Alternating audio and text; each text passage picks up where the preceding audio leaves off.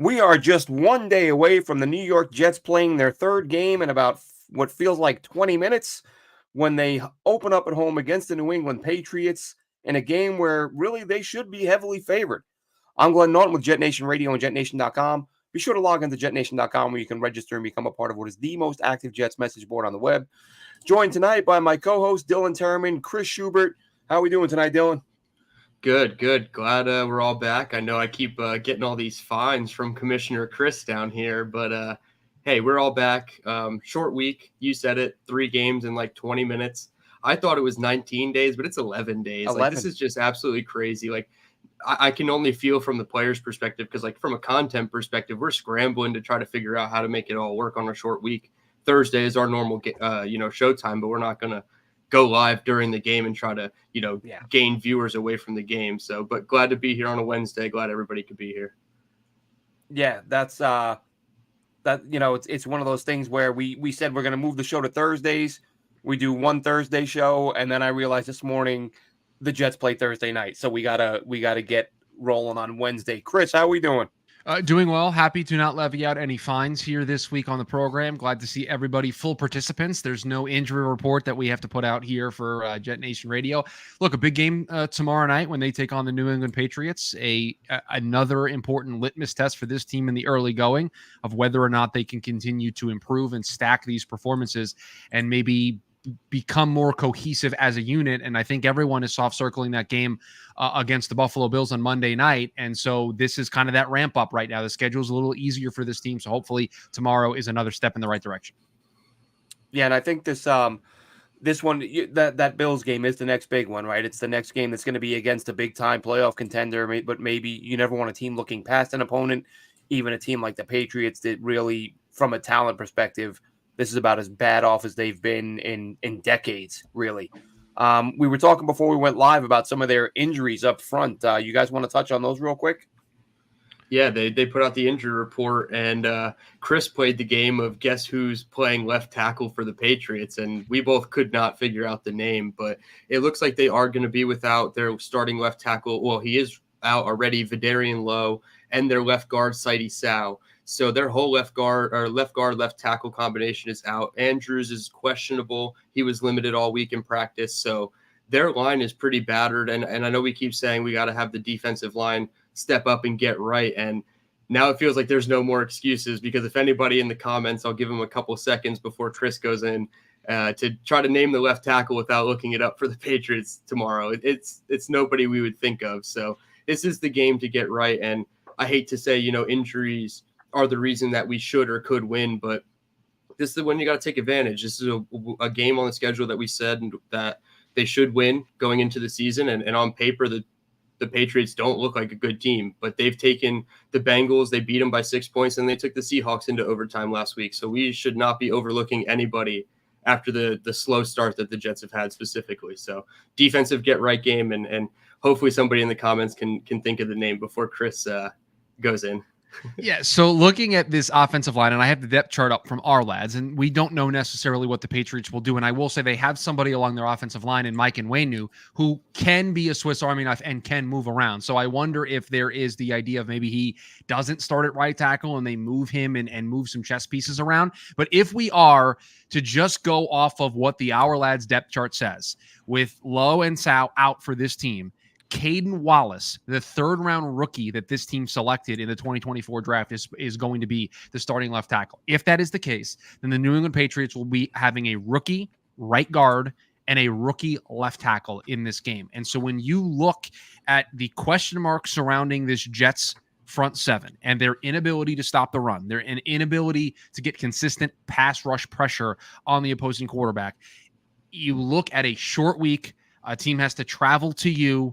You have to take advantage of what is an advantageous matchup for you. I don't care that Jermaine Johnson is out. I don't care that Haason Reddick is not in the building. If you are this elite group that we talk about, if you have the ability to rotate guys in and out and constantly be able to put pressure on the quarterback, you take advantage of a matchup like this in your home opener. So, and it's been the theme for us on these podcasts of this is the matchup we're looking at, but this is, even with all of the injuries, even with the players not in the building for the New York Jets, you look at Jets defensive line, Patriots offensive line, and the big check mark, the big advantage goes to the New York Jets. Hopefully they take advantage of it. Yeah, and I don't know if you guys had a chance to watch any of that Patriots game from last week. I watched a big chunk of it this morning. Didn't get to watch the whole thing, but I thought the right side of the line looked pretty bad. Layden Robinson, the rookie guard, you mentioned, Chris, out of Texas A&M. I liked him, but I didn't think he was a year one starter. He is now. And, Caden Wallace, of course, played opposite Olu, and he's flipping to the left side now. But I thought the right side looked shaky as it was. And now if the left side is a bunch of backups, I've gotten tired of the number of times we've said, it's time for this D-line to finally step up. But let's be honest, though, Chris, we can say we don't care that guys are out. But, when we were talking about a stacked D-line, we were talking about a line that included Jermaine Johnson and Haason Reddick. With those guys out, now you've got some huge question marks. I assume we'll see Eric Watts active. I assume Braden McGregor will get plenty of reps. I assume Tack McKinley's going to see a lot of reps. Be great to see one of those guys step up. But your point taken, though, Chris. They still, with or without those guys, the Patriots are beaten up. It's your home opener. You're fired up. The place is going to be going crazy like they were last year. Aaron Rodgers is going to play a full damn football game in MetLife Stadium. And the team's got to be fired up with the crowd and make some plays. Oh, hopefully the knock on wood there came through the microphone as I pounded my desk. Glenn, Will McDonald's not a nobody. Javon Kinlaw's not a nobody. Quinnen Williams isn't a nobody. I was talking about edge guys. But yeah, all I'm saying is along this front of the offensive line, even with Jermaine Johnson out for the year, even with Haason Reddick not around, this isn't a bunch of nobodies. This isn't the way we just were talking about the Patriots offensive line situation of it's dire straits, our backups. Do we have no.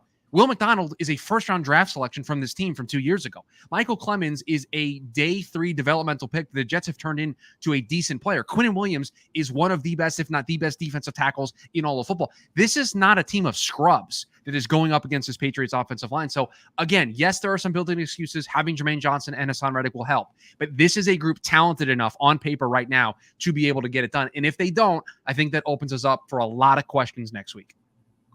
Yeah, I feel like this is the game where if they still don't get it right, we can sit back up here next week and officially start criticizing, because I don't know, it's hard in the first month of the season to try to definitively state anything against any player or team as a whole. And it feels like that's always what happens. Marvin Harrison was written off after his week 1 performance of 1 catch for 4 yards. So like fan bases will do that. But I just feel like we need at least one more game of this defensive line to officially say something really has to change. And like Haason Reddick, that might be the heel turn of where, Haason Reddick has to be the guy that they call next.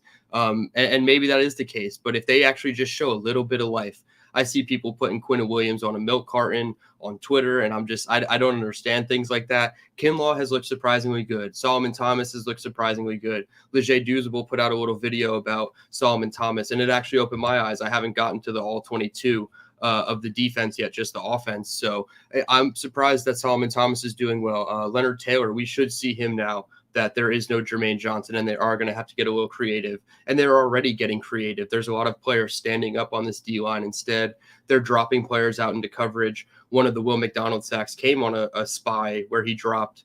And obviously that was a play where Quinnen Williams, the left guard, completely left his assignment to go put 2 more hands on Quinnen Williams, and Levis stepped up into the pocket and got sacked by McDonald. So those are the plays that Quinnen Williams is making for the other team.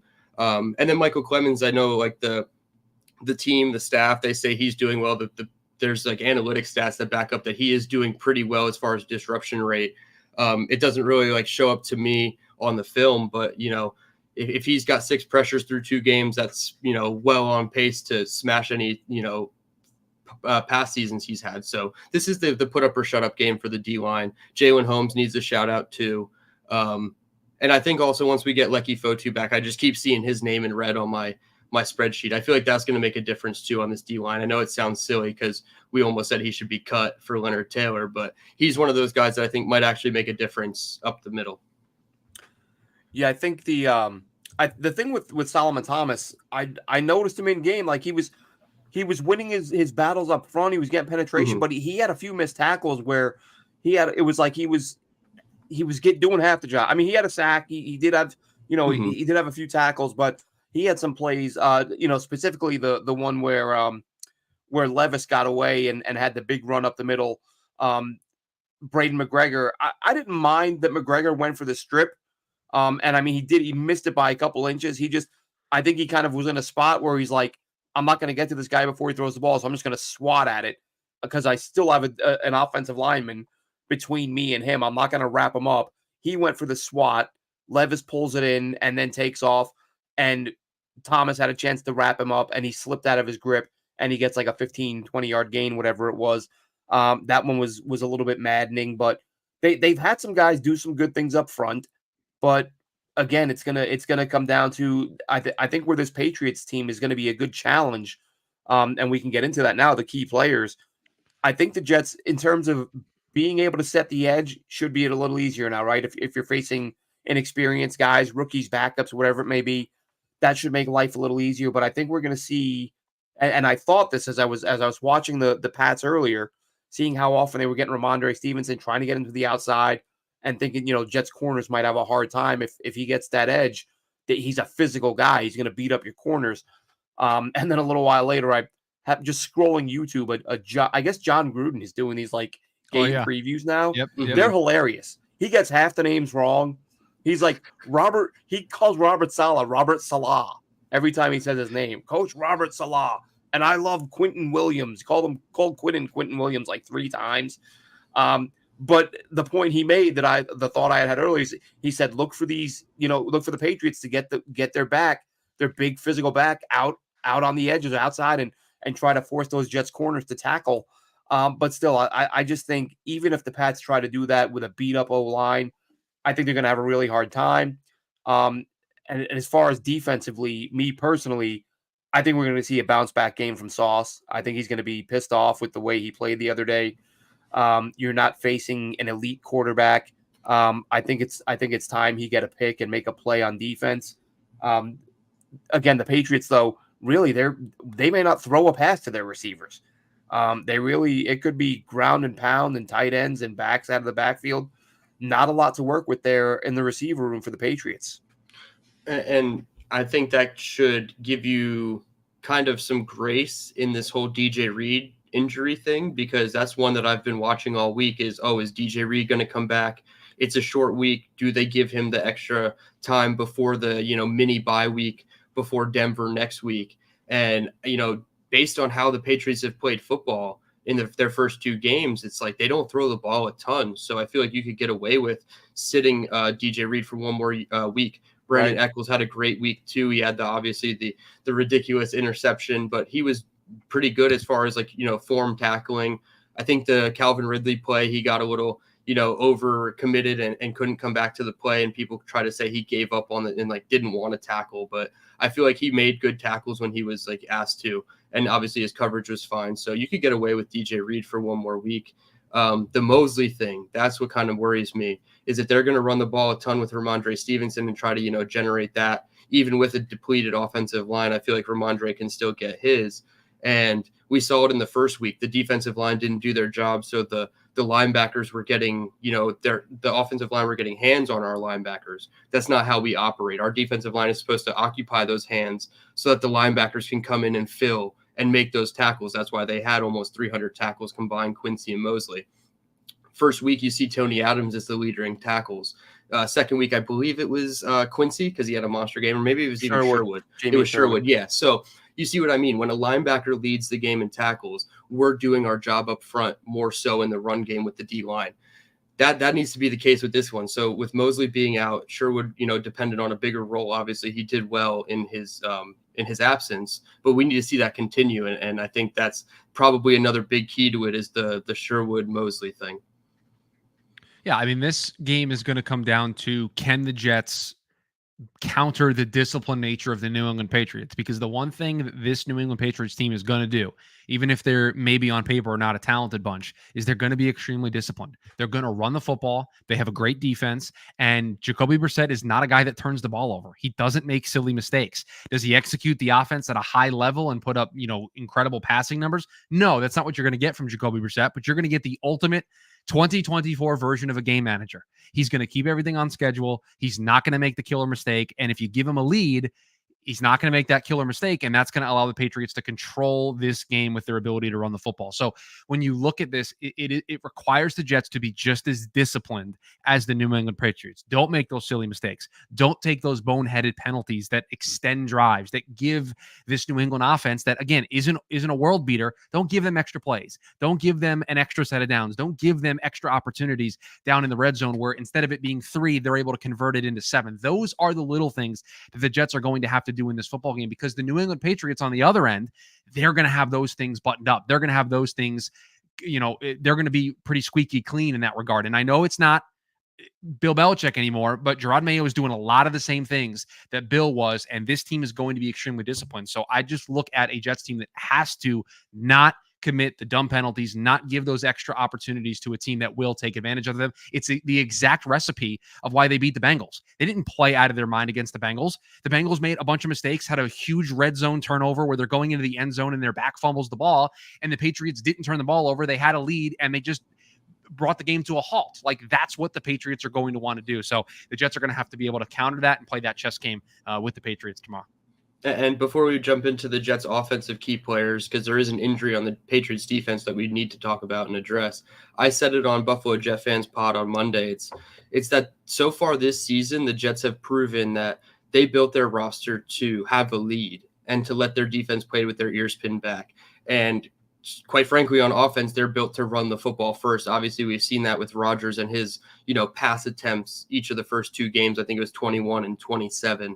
Or 21 and 29 or something like that. So he's not even close to averaging 25 or 30, dropbacks a game. The Jets are not very good in neutral game script situations, which is tie ball game or, 1-score possession games. And I feel like the Jets were, when even with Zach Wilson, they were built for those because their defense was, top notch. They were healthy, and obviously they weren't scoring on offense, but they were able to, keep the game in a close situation. With the 49ers, it didn't really happen. With the Titans, they were able to keep it into a close game. But it looked like, for the most part, the Titans, other than the Will Levis fumble, they were about to go up 14-0 on this team. Mm-hmm. So it's very interesting that the neutral game script situations have not been handled well by the Jets, and they really are we need to have a 10-point lead type of team. And maybe that is the case, and that can happen tomorrow. They get out to a fast start. Maybe they take the ball first. On offense, and they go down and score a field goal or 7 points, and they put the onus on Jacoby Brissett. But I feel like the neutral game scripts right now have not been conducive for the Jets. Now, one thing we talked about in our offline in our private chat or whatever. You're taking the private DMs public. Okay. All right. Nothing, none of the bad stuff. None of the bad stuff. The level of concern, or if there isn't concern yet, how long until there is a level of concern. I said during the game, like, there were several plays where Aaron Rodgers didn't get rid of the ball, but I said, I'm not going to freak out because I can't see the all 22. I don't know if anybody's open. I see people on Twitter, oh my God, throw the ball. And I'm like, well, I agree if someone's open, but we can't see that. Now we've seen that, and there were plays where guys were open, and it's just so not Aaron Rodgers. He is like the gunslinger, guys open, ball is out, big play. He took a couple of sacks where he had options down the field, but listen, it's his second game back after a year layoff. I'm not freaking. I'm noticing it, sure, but I'm not worried about it because I'm like, he's a little bit rusty. Like, maybe mentally he's a little bit rusty. I'm not going to freak out, but then you have to ask yourself, well, at what point do you freak out? Is it week 4, 5, week 6? He's still doing it. Like, at what point do you worry? Glenn, I'm so glad you brought this up. Dylan, I would like to have Exhibit B ready to go here. You just give me the thumbs up when Exhibit B is ready to go, because, Glenn, I have a chart that is going to tell you why you should not be concerned at all about this Jets offense. And while, yes, they have not looked perfect through 2 weeks, I have a chart here for you. And shout out I said I'm not to concerned. Computer Cowboy on Twitter, who puts together some of the best charts you will see in the NFL, tracking this stuff week to week.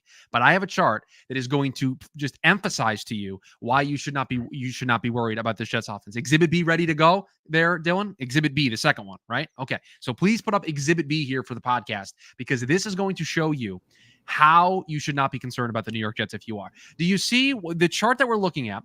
Along the bottom is the run block grades in the composite, taking in a bunch of different metrics. I believe it's ESPN, PFF, and one other source. And then up and down, you have and I forget X and Y. I graduated math school a really long time ago. It is the pass blocking grades. And so if you will see that if you are in the bottom left quadrant, you are bad at everything. You cannot pass block and you cannot run block. And you will see that the New England Patriots, the Jets' opponent tomorrow, is bad at both. You will see the Titans, you will see the Bears, you see the Raiders in there. The top left, you're just good at pass protection. You're just good at buying your quarterback time to be able to throw the ball. But you're not so good at run blocking. Well, if you're in the bottom right quadrant, you're better at run blocking than you are at pass blocking. Where you really want to be is in that top right quadrant, which means you're good at everything. You just have a good offensive line. And if you notice, the Colts are out there on an island all by themselves. And then you got the Bills and the Eagles and the Saints. But do you see who's kind of just peeking out over the top of that big clump there in the middle? That's just trying to join the rest of the fray up there in the top right of the good? That would be your New York Jets offensive line. And so that is the thing, Glenn, that keeps me grounded when talking about this offensive line. Because to me, what we are seeing, I think, in terms of the rust in the early going is a new group gelling and a quarterback that, even though it's been 2 weeks, doesn't trust the group yet because he hasn't played enough with them. He's not got David Bakhtiari protecting him, right? He doesn't have the trusted guy yet. He has to get that trust with this group. And the more and more we see the Jets in that top right quadrant that we see week after week after week, they stay up there, meaning they're doing really good in run blocking and really good in pass blocking. That trust is going to grow. And I think you're going to see Rodgers hang into these pockets a little bit more and be able to take those shots down the field. Because I think right now his internal clock isn't synced up to what this offensive line is giving him. So just one chart of many that I think shows that this offense is trending in the right direction and that so far what we have seen is not all bad. I have a comment and a question about your chart. Yes, please. Not my chart, Computer Cowboys chart. The chart you have presented, excuse me. Yes, Exhibit B, yes. I believe the gray lines that go diagonally, those are tier breaks. That is a tier. Yes, those would be tier breaks. And if you notice, the New York Jets, there's no gray line above them. It's just a gray line below them. Yes, so in the top tier. And this isn't Jets related, but you might remember this, Chris. Who was it? Jim Irsay that said the upper quartile of the upper quartile. Yes, Jim Irsay. We're in the upper quartile of the upper quartile. So if you look on the graph, here we are in the upper quartile of the upper quartile. So I think that's very interesting. I think these graphs are really, really helpful because and they even break it down to the good, better at run blocking, better at pass pro, and then bad because some of these graphs are hard to read, but it's nice to see the Jets in the good category, especially when it comes to O-line, because that was always our biggest concern going into the year. It shows you, and shout out to Computer Cowboy. And by the way, if there's anybody that is listening or watching this that does not follow Ben Baldwin on Twitter, Computer Cowboy, who puts these together, it is probably the best follow you can have in the NFL data space because these charts come out, I believe, every Tuesday is when he drops them. And there's just so much data to pour through. Just the way quarterbacks perform on a week-to-week basis. This type of stuff that shows you the progression of the line play. I mean,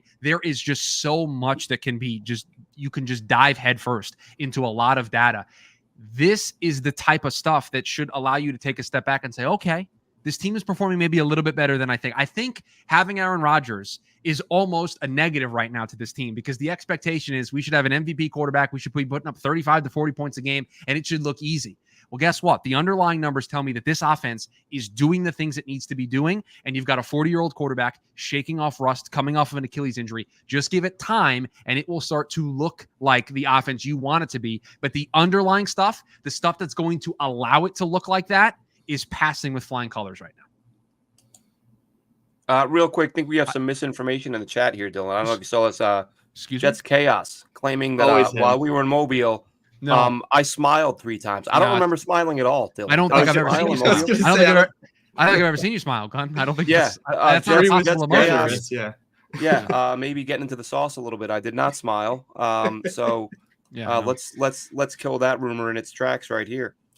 Like I said, I'm not, I don't disagree with anything you said. My only thing was that there were a few throws where I felt like guys there and like quick, like, the play we talked about where Garrett Wilson was open like immediately. Yeah, he's wide open and like didn't throw the ball. And there were a couple of those. So, and again, my level of concern right now, 0.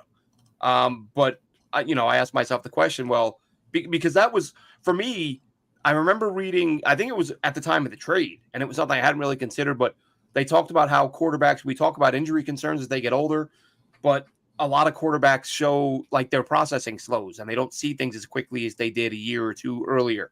And it's like, all right, well, let's see if that's an issue. Well, we've seen it, but again, that could just as easily be rust, with Aaron Rodgers. So I'm not concerned now. If it's week 6 and 7 and I see Garrett Wilson running wide open down the field and Aaron Rodgers takes a sack or doesn't see it, that's going to be a little bit concerning. But let's get back into the. I was going to say there was a play earlier in the second quarter. I'm going back into my play charting now. Yeah, second quarter, they were backed up. I believe this is right after the Will Levis fumble situation. It was 2nd and 10 at their own 12-yard line. They came out in zone, the Titans defense. Harold Landry got a sack, and it looked like Rodgers turned down Garrett Wilson on like a 6-yard hitch route to his right side. And I was like, those are those little moments. And obviously we can point back to last year. He held on to the ball too long and got hurt. That was a different like blocking scheme, obviously, but it's just those little things that like they'll get ironed out. But when you go back and you watch back with the clicker, especially on the all 22, and you're like, oh damn. But like once he hits those and once he like throws those like consistently, then those 35-point games are coming, Chris. So one more thing I wanted to discuss, and I did not send you this chart, Dylan, so there's no exhibit to pull up, even though I will be consulting the exhibit. But there is I'll take your word for it. There is a chart that gets put out every week that ranks the play callers, both on offense and defensive sides of the ball, and puts together a composite rating. And there is a chart that shows you each side of the ball, offense and defense. And I'm looking at the offensive play callers ranking through week 2. Now, this takes into account personnel, market efficiency, and then the team constraints. So if you're without your quarterback, those types of things are factored in, and then you get a composite score and you get ranked. Through 2 weeks, who are the top 3 offensive play callers in the National Football League? Do you want to take a guess based on everything I just gave to you?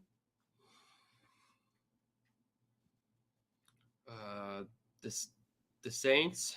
Clint Kubiak, number 2 on this list. The Cardinals. Drew Petzing, number 4, close, just on the outside looking in. Oh, the Panthers. Yeah, the Panthers. Actually, not Dave Canales, not the worst. I will say not the worst. Kevin Stefanski is the worst. Did I hear the question wrong? That's got a lot to do with his quarterback play, I'd say. The Bucks. The Bucks. That would be Liam Cohen. No. All right, now I'm getting colder. I started hot. Think of a guy who didn't have his quarterback this week and still was able to move his offense up and down the field. Oh, O'Connell.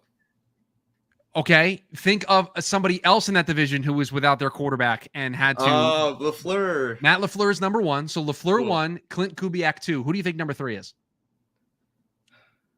Hackett. It is Nathaniel Hackett. He is number 3 in this ranking. So again, the eye test matters, and the eye test is important, and watching film is important.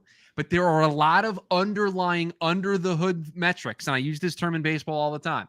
There are a lot of under-the-hood stuff that tells you this offense is right on schedule. They are right where they're supposed to be. And the reason why the eye test isn't passing is because you have a 40-year-old quarterback who's coming off of an injury and wearing off rust. And I see NJ Lawrence say that ranking is BS. Sorry, Hackett is garbage. This isn't to say Hackett is perfect. But this, I think, shows you that this offense is getting there. This offense is trending in the right direction. And I think we will start to see this kind of unravel as the season goes on and become the offense that we all expect it to be in terms of results. I think the process has been good. So one thing I will say, sorry, go ahead, Dylan. I was going to say, I'm not sure if Rosenblatt said it on his newest podcast or if he tweeted it out. I'm trying to scroll his Twitter, but I don't see it. But apparently Rodgers had to convince Hackett to go to that 2 RB set, and Hackett didn't really want to. So maybe we should just put an asterisk. If you want to change Hackett to Rodgers, that's okay. That's fair. But hold on. Go ahead. No, because there is nobody that has been more critical of Nathaniel Hackett's presence on this team than me. Okay, so me coming to his defense here is very rare. But this team didn't play Braylon Allen enough in week 1. And take the 2 RB set out. Braylon Allen was on the field a lot more in week 2 than he was in week 1.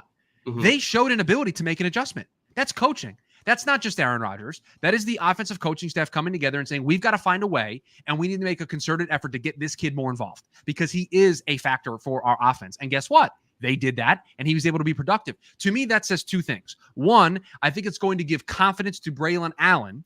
And two, it's going to give confidence to this coaching staff of, okay, we made an adjustment and it worked. What else are we kind of kicking around back here that we think we should try that maybe we can try here moving forward? So again, is Nathaniel Hackett perfect? No. Are some of his play calls absurd at times? Yes. I think they kind of get into just lulls at times during the game. But how much of that is they can't do as much as they want because of Rodgers' limitations as a playbook could be 100 plays. Let's just pick a number, 100 plays. They might right now only feel comfortable with Rodgers in his current state running 35 of those plays. Mm-hmm. Guess what? The other 65 might look a lot better once they start to add that stuff in. You also have a left tackle who wasn't here last year. You have a right tackle who wasn't here last year. You have an interior offensive lineman that wasn't here last year. You have, let's see, a new receiver in Mike Williams. Malachi Corley's also on this team. A running back in Braylon Allen who's new. There's a lot of new. There's a lot of new to this team. You can't immediately go from 0 to 100. It doesn't work that way. So again, 2 weeks in, let's pump the brakes on Nathaniel Hackett is terrible. This team's not going anywhere. This offense stinks. Let's pump the brakes a little bit. Nathaniel Hackett's terrible. Full steam ahead. How cute did he get on that touchdown pass to Braylon Allen? And it worked. The bubble screen, they ran it earlier in that drive to Brees, and they actually threw the bubble screen, and then they came back with it. They bubble motioned Hall out. All the three linebackers shifted to the right side of the field.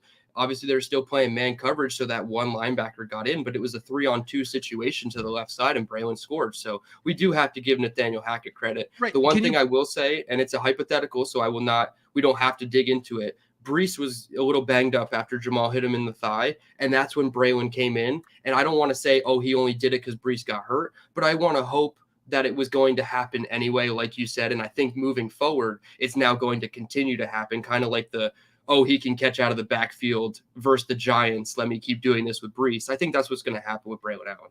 At the risk of Jimmy accusing me in the comments of talking too much, can you put up NJ Lauren's comment, Glenn, for me? Because I have a response to this. She says that Hackett has never shown any ability to learn. Week 1 to week 2 proves that that's wrong. Did you see the targets go Tyler Conklin's way? Did you see Jeremy Ruckert out there involved? He basically could have had a touchdown if he kept runing his route to the corner of the end zone.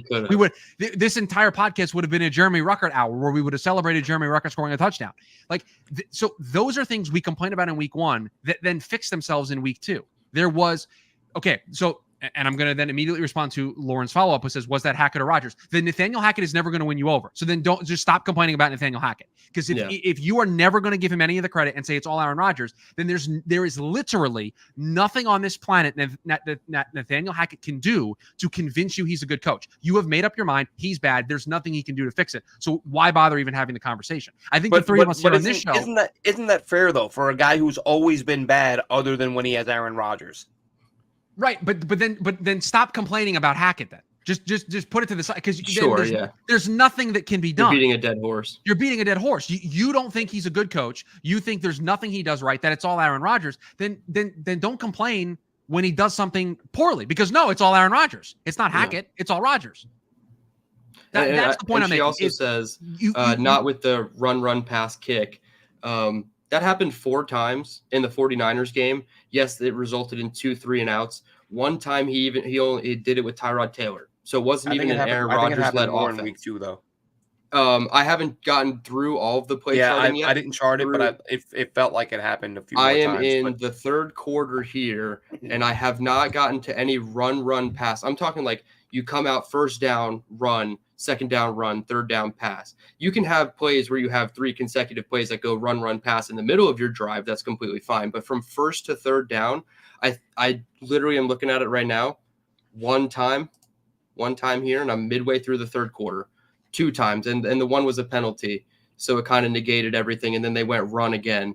So yeah, maybe 2 times. And a lot of it too. I'd have to look. I don't chart the plays, but I'm sure a lot of those passes, a lot of it is run, swing, pass, where it's not a run play, but you're throwing the ball behind the line of scrimmage. So you're not really doing anything. But it's funny you guys say what you said because I literally was about to jump in and say let's talk about last week's game, and I was going to start by saying I think my favorite thing was the two backs on the field together. Because when they drafted Braylon Allen, I didn't see that coming. I didn't think they were going to take a back that early. But as I said, I loved them from the time he was a freshman at Wisconsin. And when they made that pick, I was like, get them on the field together. Like, Braylon Allen's not a fullback, but he'll put you on your backside. You know what I mean? You want to use him to block. He can do that. They can both catch the ball out of the back. They can both do everything. Mm-hmm. So by God, and someone said it on the forums at JetNation, I believe it was, it's not rocket science. Like, get your best players out there. He's one of your best players. And the fact that you can put both those backs on the field at the same time to cause absolute havoc, like I said, that may have been my favorite thing. And I had the same thought you said, Dylan, right? Braylon Allen gets in the game, and I'm like, oh, good. They finally thought to put him in the game. And then the broadcast says, Breece Hall's banged up. He's on the bike. And I'm like, oh, that's why he's in the game. Because, funny timing that, Breece is tightening up and getting on the bike. Now we see whatever I don't care. I don't care whose idea it was. I don't care how it came to be. Like, Nate Hackett has to be smart enough to stick with that. And we can say, and here's the problem. And you're 100% right, Chris. There is nothing Nate Hackett can do to win over his doubters because he was so bad before that if he improves, the assumption will be that's Aaron. Well, specifically doubters who, when things change, immediately just credit it to the quarterback who's played 2 games. Mm-hmm. Like when that happens, there's not. I don't have data or reason that I can present to somebody to convince them otherwise. Now, I can tell you that the New York Jets in early down pass rate are 16th, meaning their ability to, or their not ability, their tendency to throw the ball on early downs, they're middle of the road. They're not as bad as the 49ers who run the ball the most on first down. They're not the Chargers and Jim Harbaugh who literally just run the ball into the ground with J.K. Dobbins. And then when it comes to second and long, meaning 8 yards or more, they're 17th in passing, like in terms of they're passing the ball more than they are running the ball. So again, this run, pass, your eyes may tell you that, but guess what? The data doesn't back that up. They're a middle of the road team in that regard. It just so happens that when the drives stall out, they're run, pass. And so those are the ones you remember. That's what happens. No, you're 100% right. And I charted it. This is all from week 1's data. I haven't finished against the Titans yet, but their second down play calling, they had 17 second downs. Their average distance was 5.8 yards. They ran the ball on 41% of those. So yes, it's like not 50-50 exactly, it's 60-40, but it doesn't, I don't know. Like you said, every time it fails, it seems like it's happening in the run. And I highlighted the negative plays only in that second down sequence. There was an overthrow to Lazard, the deflected interception, a drop by Breece Hall, and Wilson on the out route where the heel was in, but the toe was out. Funky, what is a catch rule? It's 2024 and we still can't define a catch properly. So like they had opportunities when they did pass the ball on second down. So it's not a matter of they're not trying. It's just things didn't happen their way in week 1, especially when they tried to do it on second down. Now, I put out a video earlier. I don't know if you guys saw it. I basically took a couple spots. I may have actually sent it to you guys directly as well. Freezing the football in the air from Levis on the touchdown pass. How does Chuck Clark not get a hand on that ball? It's unbelievable, right? That ball gets through there. Like it's just, unreal. It's crazy. And not to absolve, like Sauce could have spotted it and knocked it down too. But Clark has the angle where he can be watching the ball the entire time. Yeah. And I could be wrong, and I'm not making excuses for Sauce. Like, he was in coverage, he got beat. But it really looked to me like Sauce on the live angle, obviously a lot different from the all-22. But it looked to me like as they were getting inside the 5 or in that range, it looks like he glances over, like he sees Chuck Clark coming. And I don't know if he's thinking, like, this guy's about to take my legs out because he was coming in low. Or I don't know if Sauce was thinking, he can see the ball, he's got a better angle on the ball, I'm going to let him pick it. Yep. And again, maybe not. I'm not saying that is what happened. It was just a weird play all around. But I don't know how Chuck Clark doesn't get a hand on that ball. I think it's a Calvin Ridley touchdown, and we're all of a sudden like, what is this game again? Like, that's the game of inches, right? We talk about it all the time. Game of inches. There is the perfect example of it. And I think it was more of the second where Sauce thought that Clark was going to make it there. And that's really the second play that Clark had an opportunity to make the interception. The first one was the Eccles interception. Chuck Clark was like a half a step, a 3/4 of a step slow on that pass too. So Clark was like almost there in 2 situations. But I do think Sauce's technique is never to turn his head and look back at the quarterback. He's going to play through your hands and wait for you to catch it and then rake through with his hand to try to disrupt and, break up the pass. He's not going to turn his head. So I saw people on Twitter saying Sauce doesn't turn his head. He's a bust, all this. First of all, that pass. I think he does sometimes. I mean, 31 No, he does. PBUs, they're not all. No, he does, but it's not. Yes, it's not like I've seen similar things. When is Sauce going to learn to turn his head? I'm like, yeah. You think he accidentally got 31 PBUs by never turning around to find the ball? And teams teach it one way or the other. Usually, it's not a matter of like, oh, in this situation you do this. Like, no, we teach to play through the hands and the eyes, or we teach to turn around. But you lose a step when you turn around. So I think he did anticipate Chuck Clark getting over there, and I think Chuck Clark is something that we need to talk about eventually because he is more suited for the box and let Tony Adams go play deep. But at the same time, I feel like only Ashton Davis was probably the only safety that had the speed to get over there and potentially make those plays. So it's unfortunate. Yeah, I know. And it's unfortunate too, because that Will Levis, like that is the Zach Wilson preseason touchdown that everybody was talking about. And I'm like, it was pure luck, a little bit of BS. And that's like Chris said, it put us right back into that mode of, oh shit, this game is not done yet. It was 17-10, then it was 17-17. And we were right back to, oh shit, Titans got us on our heels. So real quick question from Charles here. And then Chris is going to give us his prediction because he's got a roll. Mm-hmm. Good question though, Charles. Really the first part to me, where's Malachi Corley and Ruckert? Now look, Ruckert to me had an easy touchdown, but he turned around to find the ball too soon. He didn't finish the route. I think you mentioned that earlier, Chris. Run to the corner, run to the pylon, and you're still running, and you've caught a touchdown. That was on Ruckert. The route, please. Finish the route. That was an easy 6. Now, Malachi Corley, we said pre-draft, incomplete route tree, but there are things they can get him to do. They're not asking him to do anything. They threw him a one screen pass, with I actually thought it was near the half. It wasn't near the half, but it was sort of a 3rd and 14. They threw him a screen. He picked up 3 or 4 yards. So I'm surprised we're not seeing a little bit more of Corley. But again, it's very early. Week 1, they ran 11 plays. But what are your thoughts there? Were you expecting to see more Corley by now?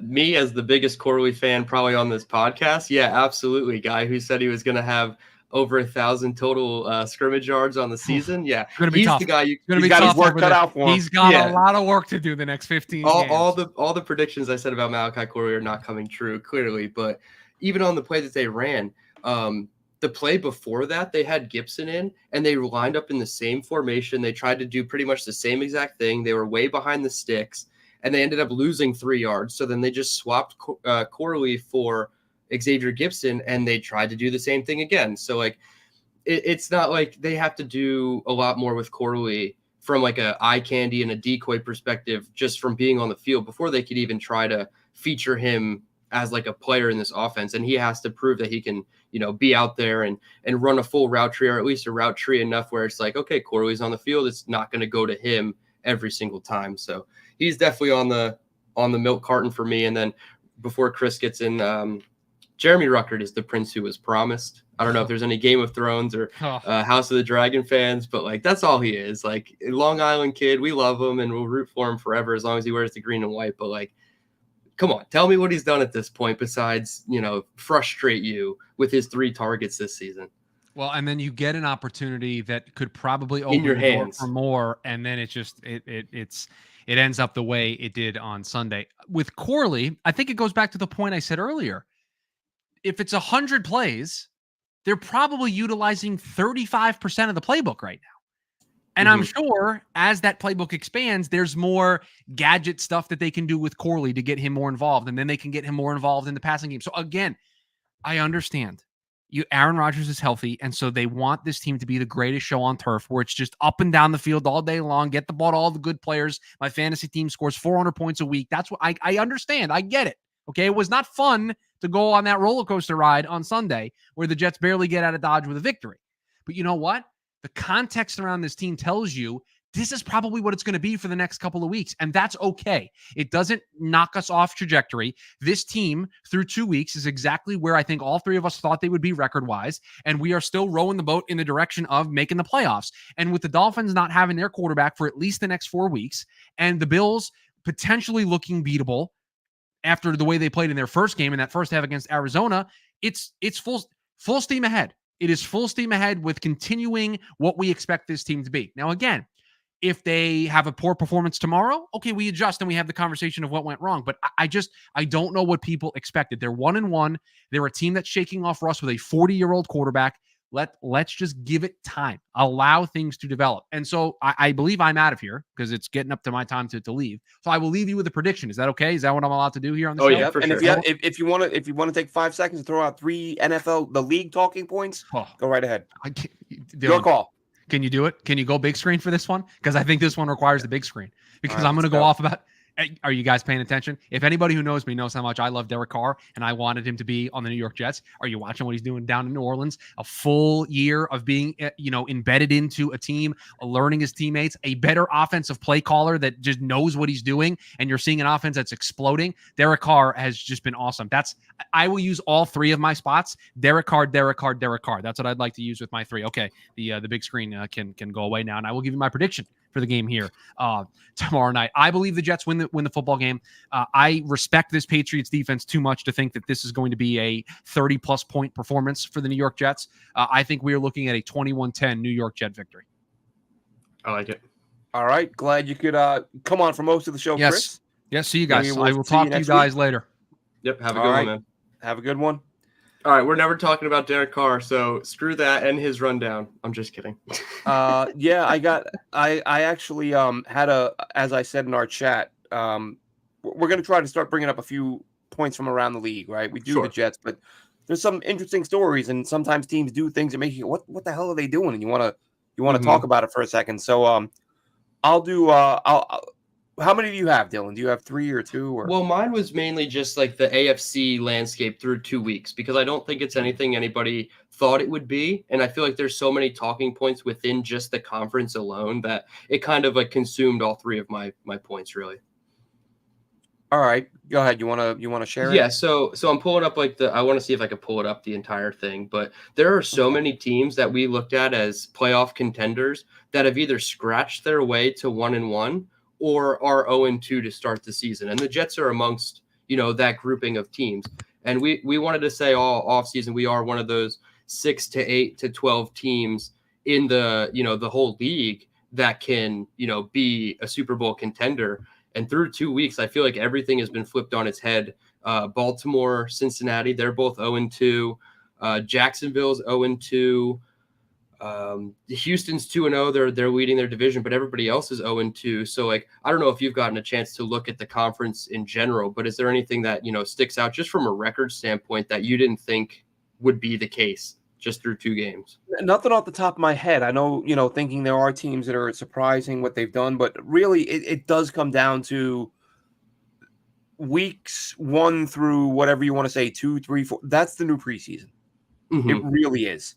So few teams play so few guys, or so many teams play so few guys in the preseason that there's no ramp up. And that's why, to me, that's what's a little bit encouraging about this Jets offensive line is that they're playing well, but they're only going to get better. And look, every team that isn't playing their guys is going to get better, but you want to be good in the trenches. And if this offensive line keeps improving, you're going to be, you're going to be set if you're the Jets. I think that the first few, it's so hard to judge, to grade, to say who's what. Every year you have a few teams that, oh, look how surprising they are. They're 3-1. Oh, look, they're 3-14. Just teams tend to be what they are when everything is said and done. Like even with the Jets, I predicted 13-4. Am I nervous about that now? With I thought Reddick would be here by now. I didn't assume a JJ injury.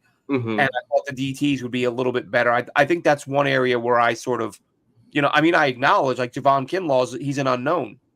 But I was saying he was an unknown, but acting like he was a known. He really isn't. And I think he's been up and down. I think he was better in week 2 than he was in week 1. Yes. Solomon Thomas, again, I think he's been good, but his tackling hasn't been good. His technique's been good. So, there's some room for improvement there. Again, you get Fotu back. That'll help. So I think I probably may have overrated the D-line a little bit, the depth on the D-line. So we'll see how that impacts them going forward. But with less and I say D-line, I mean D-tackle. And then, of course, edge affected by Reddick and JJ. So they're a lot worse off in the trenches up front than and Chris was saying earlier, they're not nobodies. I get that. But my thing is, at the rate they like to sub guys out, there were reps week 1 where it was nobody's, with all due Yes, respect, it was pretty Braden bleak. McGregor on one side, Clemens on the other, he's not a great player, solid enough rotational guy. And I forget who the 2 DTs were, but there were some reps where you're like, oh my God, like this isn't Quentin Jefferson and Al Woods. And, so there's some, like I said, the DT depth and the injury and holdout on the edge. I'm not as bullish on this defense as I was. And especially, again, I know you said you haven't watched the all 22 on the defense yet. Jermaine Johnson was playing so well in that game. Like that was Yeah.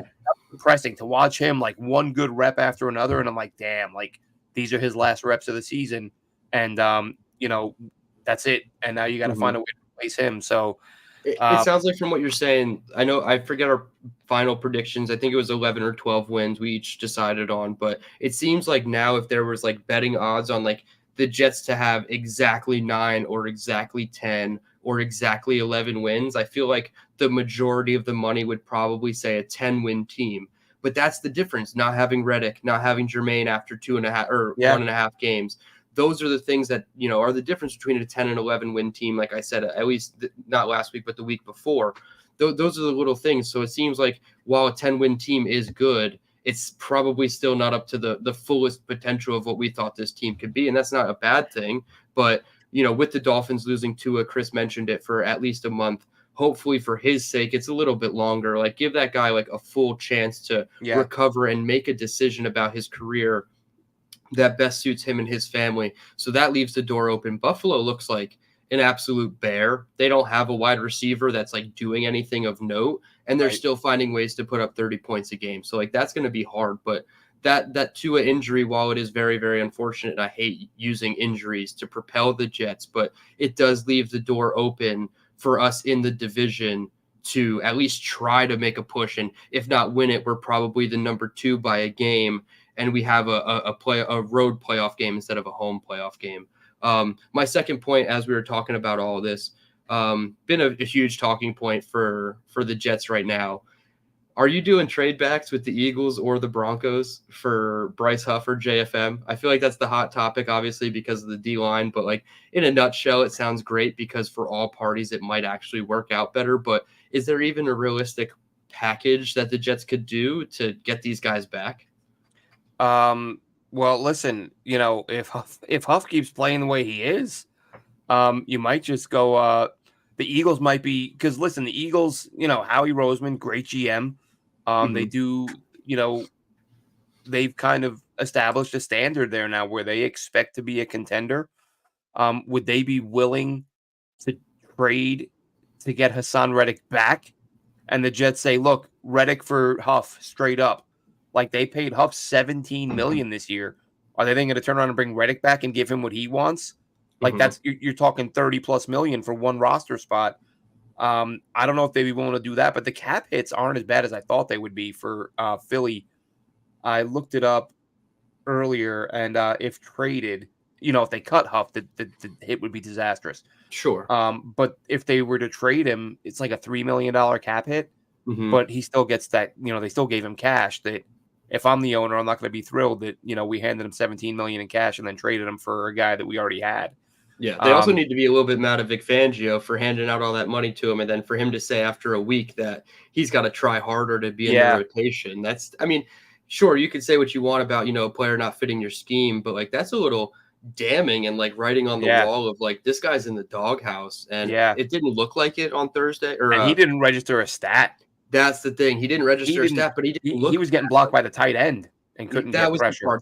The part that looked bad was the tight ends, but like there were situations where he was dropping into coverage on a third down where they were driving the field and they needed to get pressure on Kirk Cousins. I think it was the final drive of the game where they had no timeouts, just needed to get to Kirk Cousins, and they had him dropping out into coverage. And I'm like, I know Fangio's scheme does that, but like take advantage of the talent on your roster and use Bryce Huff for what he's good at. Perfect segue, Dylan, into one of my points around the league, and it was inspired by Derek Carr, but it's not really about Derek Carr as much as it is about coaches. And you just gave up another perfect example, right? You need pressure on the quarterback. You need a sack. You have an edge rusher. You gave $17 million, and you have him dropping into coverage. And I say all the time on this show, and I say all the time that I say all the time on this show. I don't pretend to be an NFL coach. I don't pretend to know more than an NFL coach. I'm a dude who watches football, and I observe things. And sometimes I'm right, and sometimes I'm wrong. But this notion, when I hear people say, "Well, you're not a coach. How can you question them all you want? You're not an NFL coach."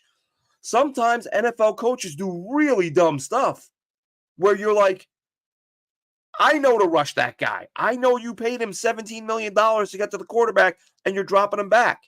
So here's a stat that was sent to me the other day, or it was tweeted out by Mina Kimes. I think she's ESPN or NFL Network or something. So listen to this. I don't know if you saw this, Dylan, and it's ridiculous to see this. Like, if I'm an owner and I see something like this, I'm going to I may not fire you right there, but I'm going to have some questions for the head coach or offensive coordinator. So last year, Derek Carr had the highest QBR in the NFL when utilizing play action. Where do you think the New Orleans Saints ranked in play action passes last year? 27th. Last. Holy shit. Last. Like, it's not rocket science to play to your guys' strengths. Yeah, exactly. And this is what we've dealt with as Jets fans for so many years with, like, it wouldn't have mattered. They sucked anyway. I get it. But when you had Matt Forte here, he was done. He was washed. He had nothing left as a running back. But he wasn't a bad receiver catching the ball out of the backfield. And they almost never did it.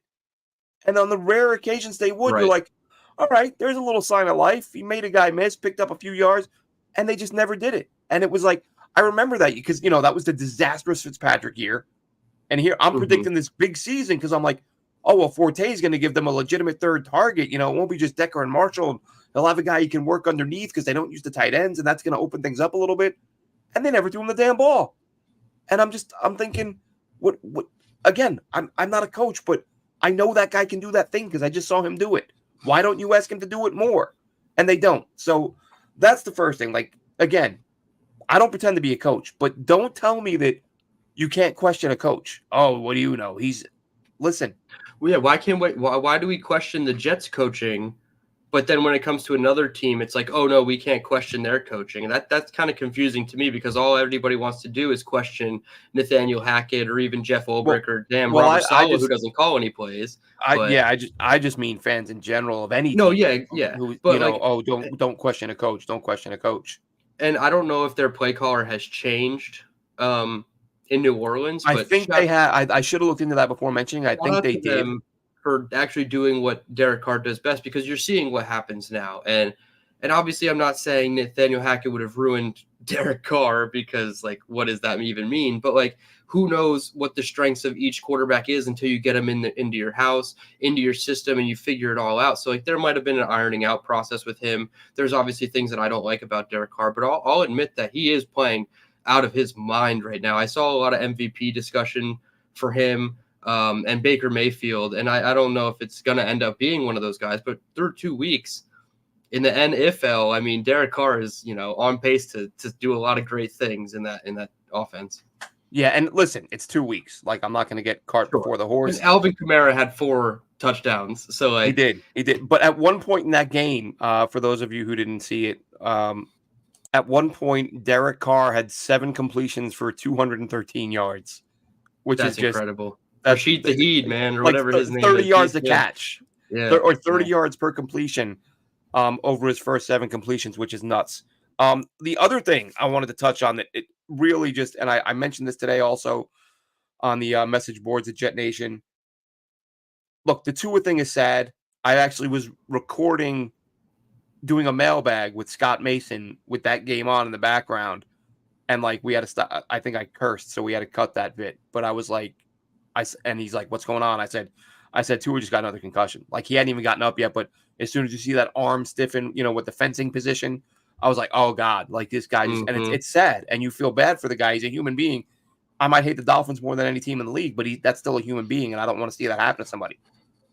So this isn't piling on, but I was and again, we don't, because we never talk about other teams, that we should have talked about this at the time.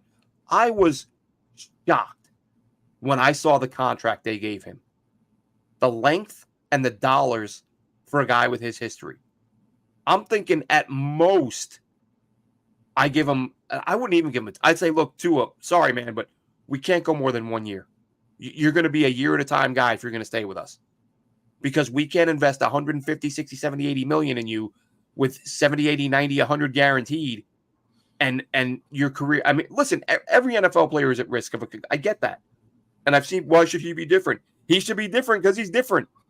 Like, I'm sorry, but when you have a significant history of it, you're more likely. And I actually, I remember hearing this because again, I used to be a medic, so I work with some docs, and we talked about concussions because I was a football fan.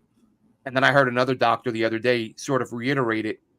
I can't even remember which podcast I was listening to, but they talked about, the fencing position and that being indicative of the severity of because obviously not every concussion results in fencing position. No, but yeah, that's because not every concussion is the same, and some are worse than others. But if you see that fencing posture, that indicates a more severe concussion. Yeah, it's not just a mild concussion anymore. Right. So we've now seen, they talk that's like more like in the depth, in the how far in the concussion mild is hitting. Versus severe. We've seen that 3 times with him, and then the back injury concussion.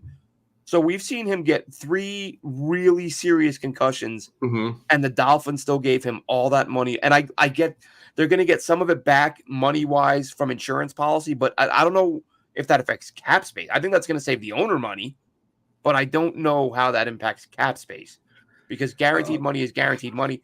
The CBA may have changed, but I remember years ago, the first time I couldn't believe it, in the mid-90s, and I feel bad I forget his name, but give me a break. It's 30 years ago.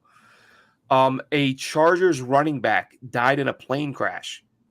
And I remember reading that his cap money would still count. Like that the team was still on the hook for that cap. Now it was a small nut, but none of that matters. But God, I feel really bad. Craver, I forget his name. There was an article that came out today, and I'll try to find it so I can send it to you. I gotta look this up, so I feel like a jerk for forgetting his name. There was an article that came out, and it actually had Rodgers as like the headline picture. So I hadn't read it, but it said something along the lines of teams are able to buy cap space in the event of an injury on a player if like the contract warrants it. So I don't know if like that's part of the insurance of the contract or whatnot, but they're calling it a loophole that I guess the league office isn't really happy that teams are being able to manipulate and use.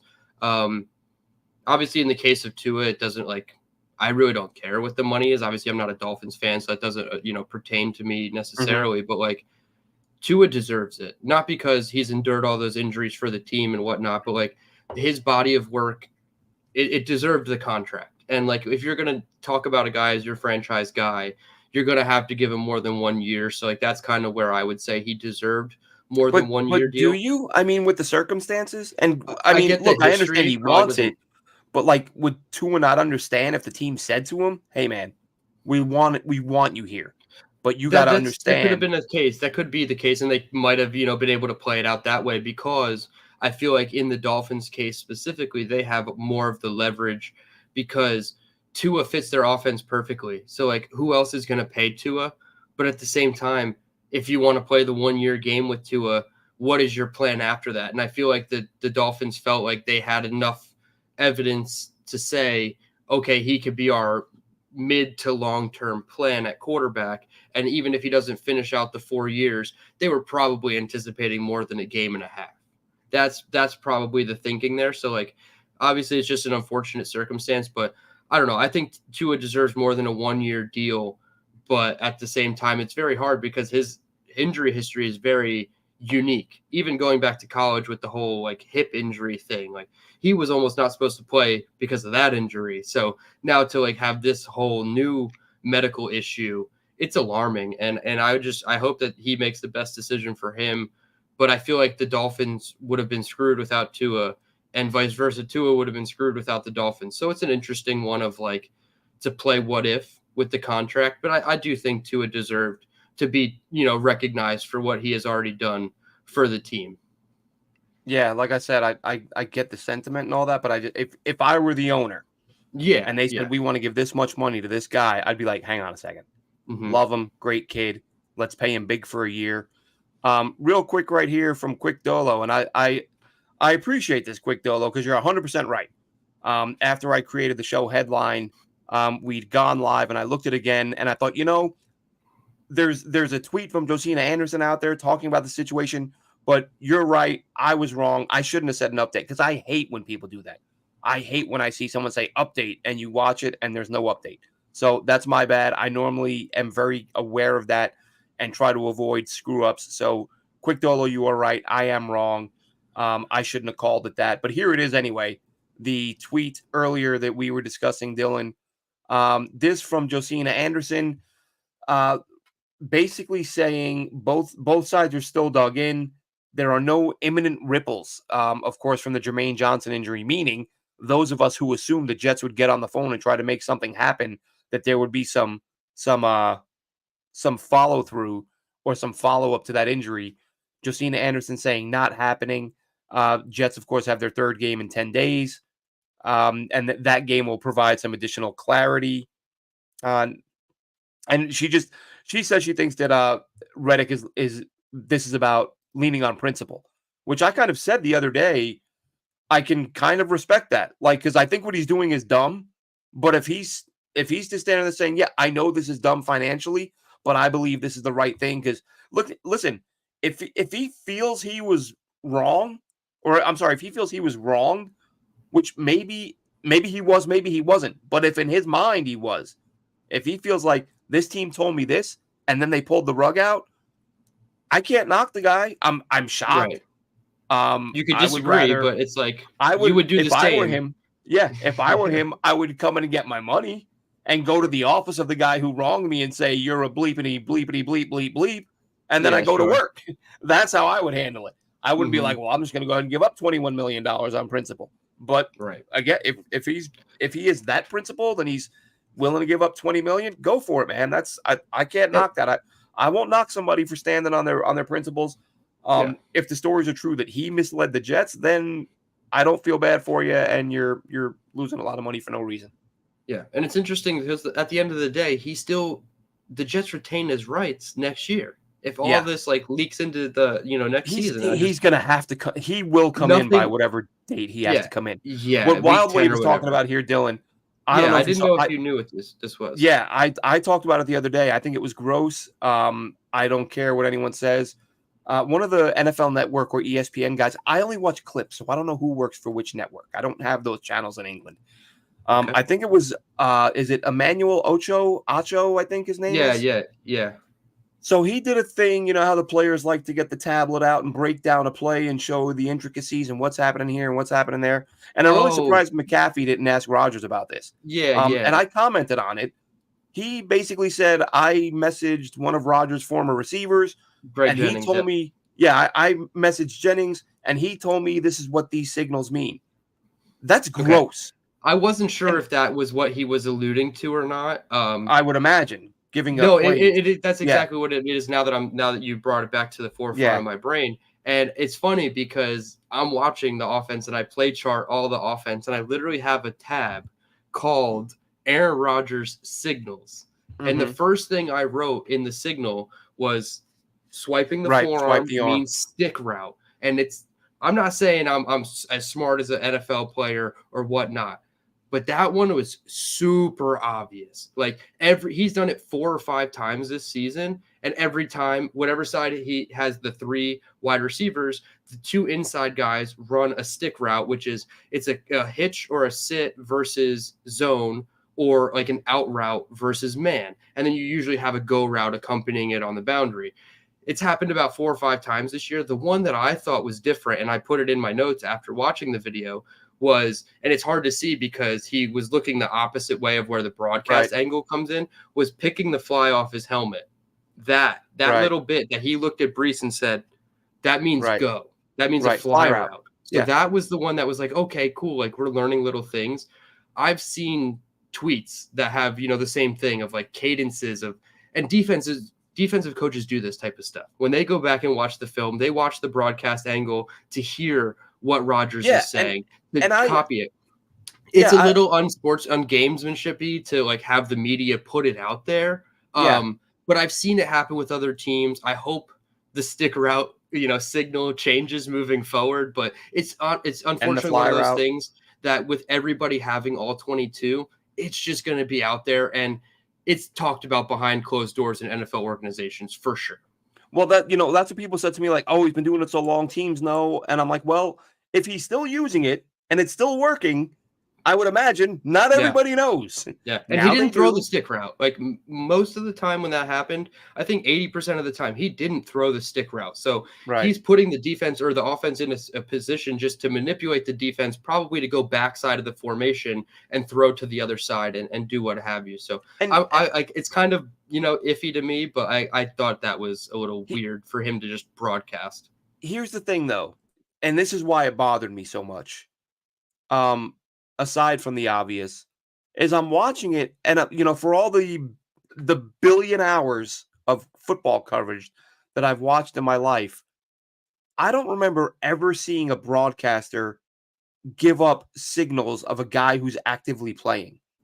I felt like that was a new level of like, and I know listen, the media hates the guy. He wouldn't get their shot, so they hate him. And I felt like, you're disguising this as praise, like, oh, this is why Aaron Rodgers is so great. Let me tell you some of his signals. Like, and look, maybe I'm wrong, and if I'm wrong, I apologize. But I don't ever recall seeing a broadcaster being like, let me show you these in-game signals that this guy uses. Like generic stuff, maybe. Yeah, like this means he wants to slide his protection. This means, that, fine. But when you start telling the world what routes his receivers are going to run, like that stuff, we heard it so many times when Rodgers came on board. Oh, they're going to have to work hard and fast because Rodgers has a million little intricacies and signals that he's going to expect these guys to learn. And now you're going to start giving them out on the air. It just, as I'm watching it, I'm like, this can't just be me. Like, I've never seen somebody say, when Tom Brady does this, it means the tight end is going to run an out. Like that. Even if you did that, you'd be like, wait, you don't do that. And this is a former player. Like, he knows that. So to be oh, here's this thing, I'm going to compliment Aaron Rodgers, but really what I'm doing is just, making him have to go back and adjust some of his signals with his receivers. Yeah, and I know that, like, former players going into the booth has kind of been a thing of the past. It's not like a new wave of whatnot, but I feel like when they're on like CBS and NFL Network and ESPN, and then all those former players are picking it up too. Like, it's one thing if they're trying to do it on the fly, like a Tony Romo in the booth, but when you're on like the NFL networks and stuff, it's kind of a little weird that you would do it to a player who is still actively playing, because like you said, you're kind of giving away the recipe, and it's like, oh, are they trying to, go against the Jets? And, there's going to be a lot of people that take it like, oh, they're specifically targeting the Jets. And, maybe in that, 30-second or minute clip, Acho was trying to, put a little jab out there, but we can't say definitively, but it is kind of crappy that it's like, oh, damn, it might be that easy to pick up on his signs. I will say this, though, just in like learning about the game in general, JT O'Sullivan from the quarterback school, I learned probably most of my football information from him, just offensively specifically. I didn't think it was this easy, but offensive line, like protections, they usually use like a woman's name, like Liz or Rhonda. And Liz just means 3 people are sliding to the left. Rhonda means 5 people are sliding to the right. And when he explained that to me, I'm like, okay, there are a lot of intricacies about football, but then there's some really watered down, easy stuff. And like, maybe that stick signal is one of an easy ones. There's one that he said, I want to say he said, Ali Skull or something like that. That was his call out. And he did like a little wrap his head with his hands, like almost making a halo. He did it twice. And I didn't know exactly what the call was, but there's going to be a lot of those throughout the season that I'm trying to learn too. So what happened was a slant route to Garrett Wilson for a first down. That's all I know it happened on the play. I'm trying to, go back and figure out what that call meant, but I'm still trying to do it too as a fan. So I know that defensive coaches are in the film room trying to figure out all that stuff.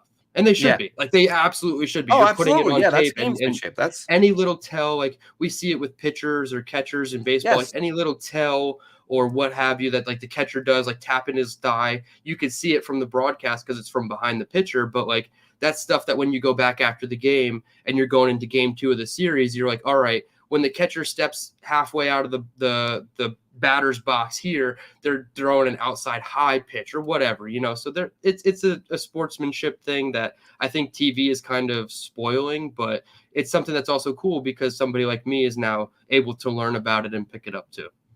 Yeah, I think anything that, it's like with the Patriots with cheating, right? Like once it goes off the field and unknown, that's crossing a line. Mm-hmm. And But Wildwave says it is everything weird that that he everyone has called access Greg. to and is widely available, like go ahead, figure it out. But Yeah. But like he said, it is weird that he called Greg Jennings, and I think that's weird too. Like, yeah, maybe if he did that, just don't say it, and yeah, just like, oh, I I wondered how checked. Jennings felt about that. I wonder if Jennings was Sure, like, like just dude, if getting you would have outed told me you were completely. going to go on the air, Yeah, but and I Acho, can't remember if I know some of Rogers' old teammates don't like him. Maybe Jennings doesn't like him. all Acho had to do is like, oh, I went back into the archives and I found a play where Green Bay did that and Rogers did the forearm swipe and the Packers ran stick. He could have just said it like that or showed a play from the Packers doing it instead of saying, oh, I called one of his former teammates and he had to confirm it. So yeah, Yeah, just a little weird how it all came across. yeah. Like I said, I think as I was watching it, that's the thought I kept coming into my head, and I was like, I don't think I've ever seen anyone do this before. Like an Yeah. active player, things he is currently using, and you Yep. just tipped everybody off to it. And like I said, because I had that thought, I was like, oh well, he's it's Aaron Rodgers. I'm sure he's been doing this 20 years. I'm sure guys know he's doing it. But then I was like, well, he's still doing it. It's still working. So obviously, not everyone is clued up, or not everyone is able to figure it Yeah. out. I did have one more topic, and I don't have the tweet, but you mentioned Mina Kimes earlier talking about it, a different topic. She mentioned the increase in too high shells from Oof. defenses. They ran about 60% in week 1. I haven't seen the numbers for week 2 fully yet. But that's an increase that is changing and that's making the NFL more cyclical in a faster way. We've obviously probably seen the tweets that like there was 86 passing touchdowns last year through 2 weeks. And this year there was only like 35 or whatever the number was. Like Yeah, nowhere it's near like half of what it yeah, was. nowhere near what it is. And that's because the too high shells is increasing, which is more conducive for people running the ball. And I think fantasy players are seeing it in their fantasy leagues too. This is the year of the running back. We've had running backs score 3 touchdowns each of the first 2 weeks. Who was the game this past? Oh, we're the Thursday game for week 3. So we haven't seen the 3 touchdown game coming from this week yet, but we had, James Cook. Might have one. Yeah, Alvin Kamara. Like these running backs are getting theirs this year, and that's because of the too high shells. So that also helps the Jets because we have now a 2-headed monster with the unleashing of Braylon Allen with him and Breece Hall. So I think like that's going to be conducive for us to be more of a aggressive run first team. But I wanted to know your thoughts on if you picked up on that, just watching, around the league in general, just watching the offenses play. I hadn't honestly because I'm not watching other all 22s and Mm-hmm. I did watch, like I said, some of the Patriots earlier, but I haven't watched enough of other games to have picked up on that. I did see a video came up earlier of somebody ripping Mina Kimes for that take. I think their issue was like the I fact didn't know it was a it, take. it's not just her. It's like anyone, like all these people, like all these numbers they use, like it's someone talking in their ear, like they're fed the stats and the numbers, and they're like, you're almost like you're taking credit for this knowledge, and off the top, it sounds like it's off the top of your head, but really you have The somebody research department. Yeah. feeding you the information. So I don't, it was a weird. I literally saw it a few minutes before we came on live, and I was like, okay, but I think that's a known thing. Like, I think when I was a little kid, I didn't realize that there was somebody in their ear telling them everything. But at some Yeah. point, you're like, well, that earpiece is for something, and I'm Yeah, sure they they got to don't know hear the all that other stuff off the top people. of their head. Yeah, they got to know when they're picked up, and then they have a producer in the back that's Mhm. probably doing all those things and saying, okay, after Laura talks, we'll switch to Mina, and then we'll go to Marcus. I'm just using the NFL Live guys because we're talking about Mina Right. Kimes, but like that's all that happens. Like we've seen behind the scenes of the producers talking to their backstage crew. They're obviously talking to the people that are doing the work that we all see too. So yeah, there's just a lot that goes into it. It's weird that I don't really miss not having. Like I said, I can get clips on YouTube and all that, but I feel like, and it's probably because I'm an old guy. but I'm like, I want former players just talking. I Yeah. feel like everyone has to scream and Mhm. like, oh, you're not gonna, oh, look what he did. Oh, and I'm like, who are you talking to? Yeah. Just talk, So sports speak. TV Why are from you like screaming at me? the hours of 8 a.m. to like 3 p.m. I feel like that's all morning football talk is, or sports talk in general. It's just talking heads yelling at each other all Like morning high long. And energy, and I gotta be moving. I gotta be banging my yeah, cards on the table when I'm like, nobody and talks like that. Just and Good talk. Morning Football is very animated, but they're not very let's yell at each other and debate like the get ups and the first takes of the world.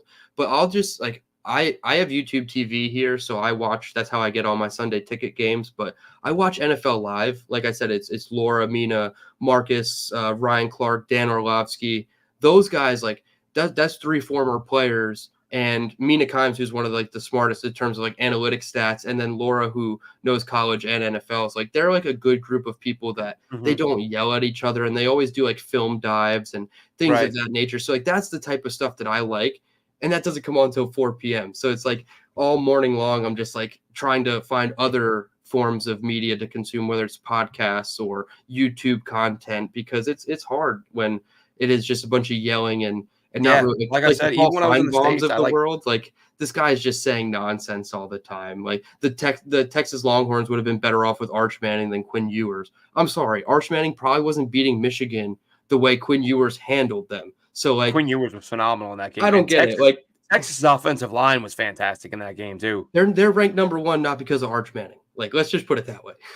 Yeah. Yeah. I haven't watched him though. I think the couple highlights I saw, Arch did look ridiculous.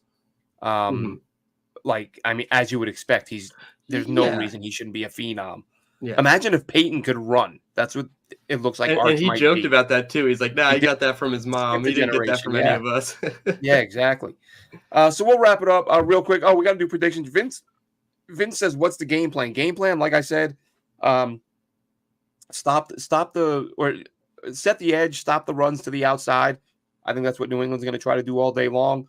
But I think the Jets are going to use that two-headed attack. I think we're going to see more, and that's why I asked the question, Dylan, earlier in the year. I think I did a poll, asking people what percentage of carries do you think Braylon Allen's going to get.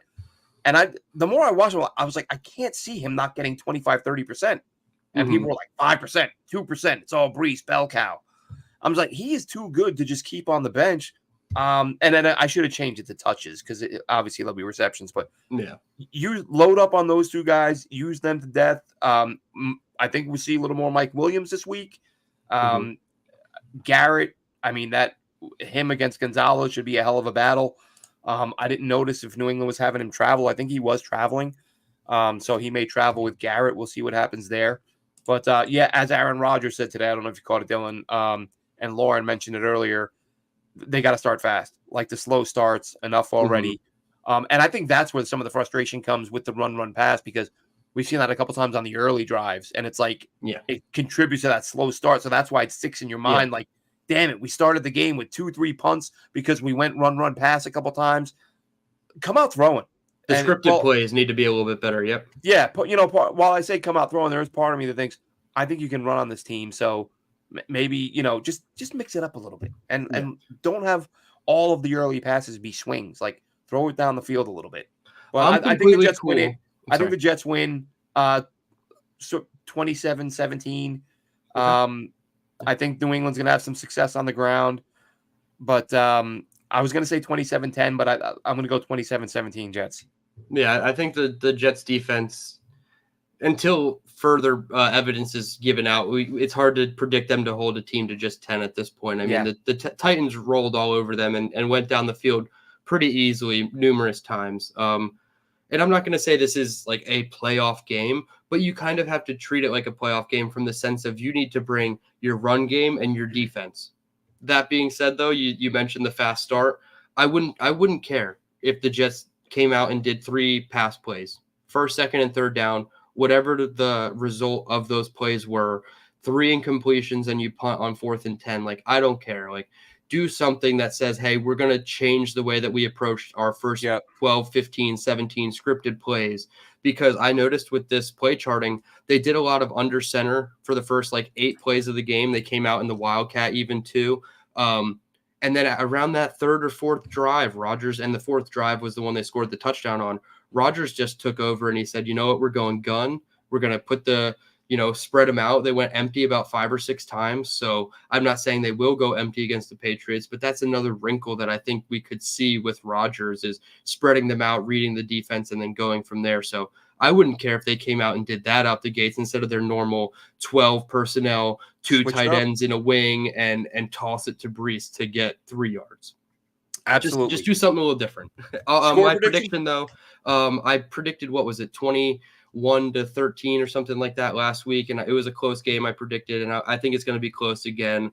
I'll say 24-16. I think the Patriots score 4 times, but I think just 1 touchdown, 3 field goals. So 24-16, another 1-score game, but we're probably not sweating it out like we were with the Titans coming down to the last play. Maybe, the Patriots have the ball with 30 seconds to try to do something, but at that point, it's kind of all hope is lost. But yeah, 1-score game that I feel like the box score doesn't show it as close as it necessarily should be. All right, and Sauce is getting a pick. That's going to wrap this one up, Jets fans. Absolutely. Thanks so much for tuning in. We will be live throughout the week if and when necessary, and we will wrap the game up post-game and catch you again Thursday night next week. Have a good one, Jets fans.